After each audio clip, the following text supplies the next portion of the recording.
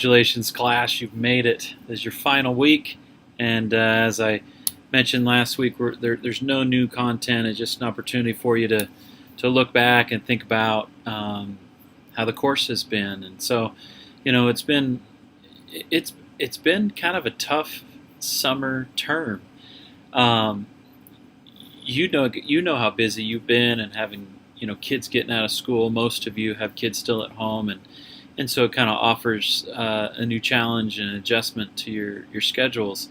And I was kind of in that same boat where I'm running to youth conference and scout camp and vacation, and so the grading got kind of pushed all the way.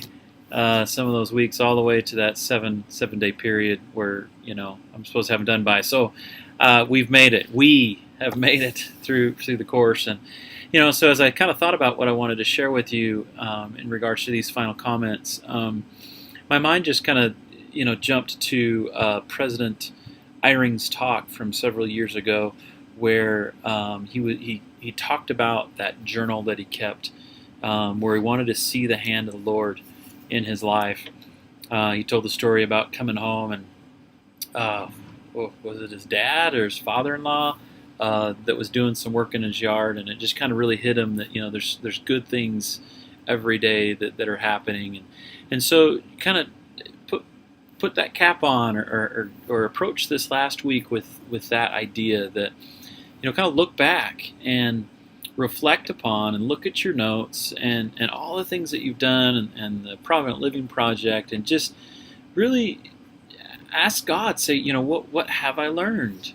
What have I discovered? And there might be several opportunities where you're like, well, I already believed in the importance of family, and so there won't be any new maybe depth of revelation, but there's something about taking an opportunity to think, to ponder, to consider what you've learned, and then the Spirit can just point things out to you. So, you've completed this class. We can check the box and say, I don't need to do that one again, and it's part of this transition back to school.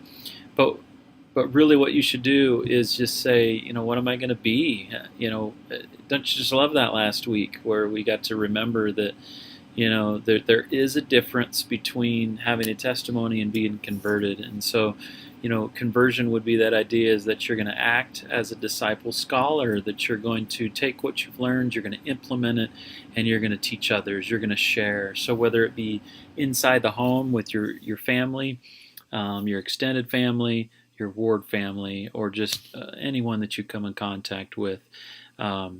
So reflect, think, and with a prayerful heart, ask the Lord to show you and point out and solidify what you've learned, and then be able to process it one last time in some writing. And so one thing that I did want to suggest that we could do is you can see right here, right on our content page, and you have all this right here. So at the beginning of the year, one or two of you were posting in this optional board.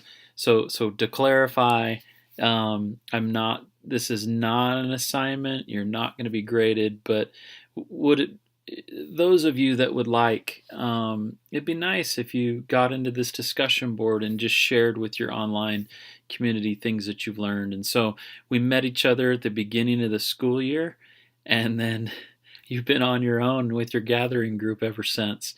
But if you'd like, maybe just click on there, share with us, your greatest insight, number one, or just number two, just what are you going to do?